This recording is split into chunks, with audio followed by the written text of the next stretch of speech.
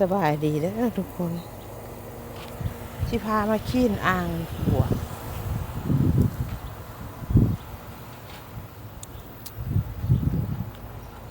ขี้นอ่างบัวก่อนพี่น้อง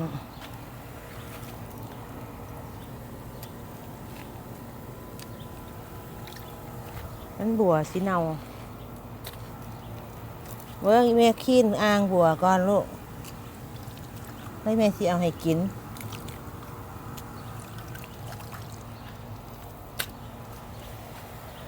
นั่นนะแม่ขี้นก่อนเบอร์หนึ่ง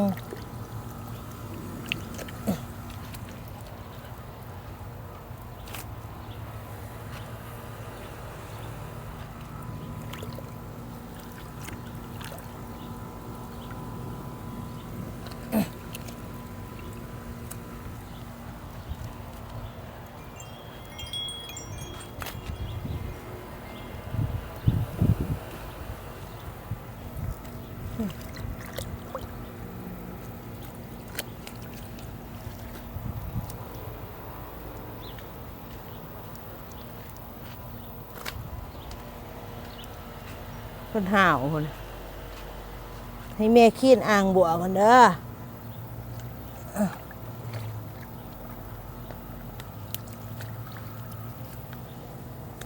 สิสวมบนมือ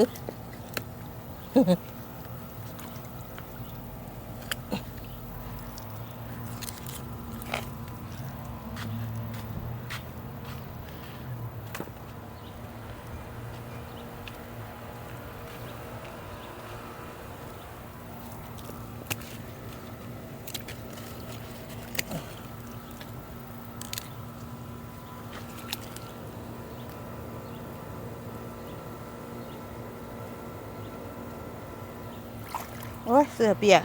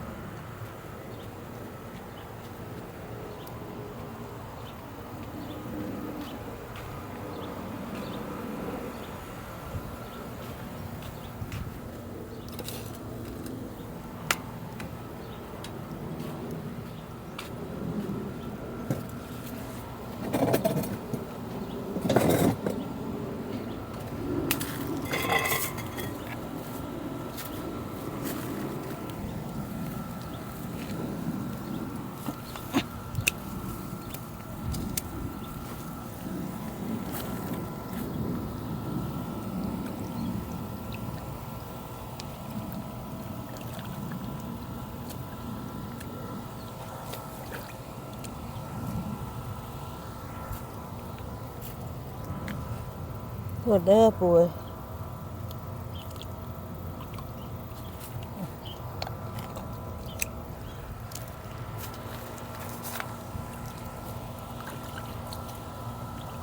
ป่าน้อยตายก็มีได้พี่น้อง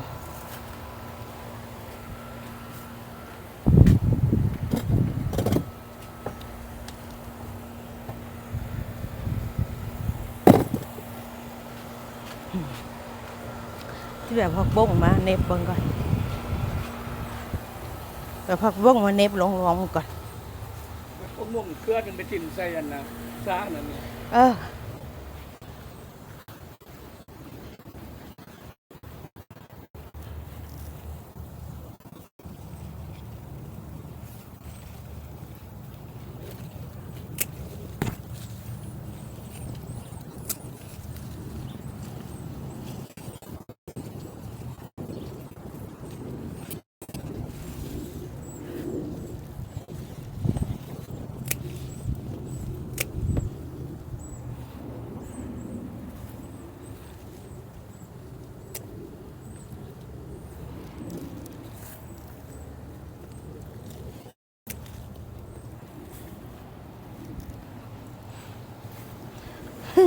เขาเจ้าให้ข่อย3 ยอด มันสิแพ้ขับบ้านเพิ่นล่ะมันเด้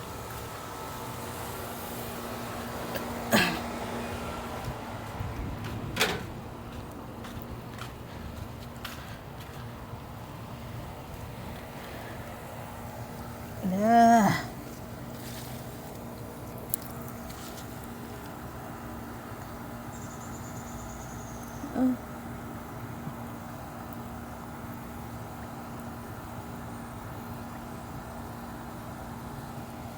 เต้านี่ก็บ่มีขี้ดินโอ้ยเต้าบ่มีขี้ดิน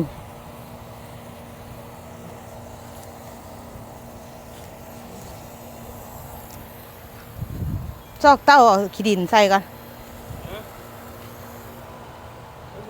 เต้าน้อยมีบ่เต้าใดก็ได้เขาสิเอาใส่ขี้ดินแล้วเขาสิเอาวางลง ก็เห็น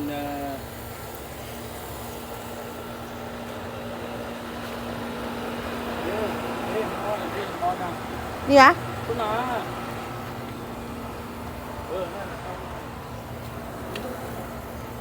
น้อยโพดเตื้อ น้อยคือปัญหาดอก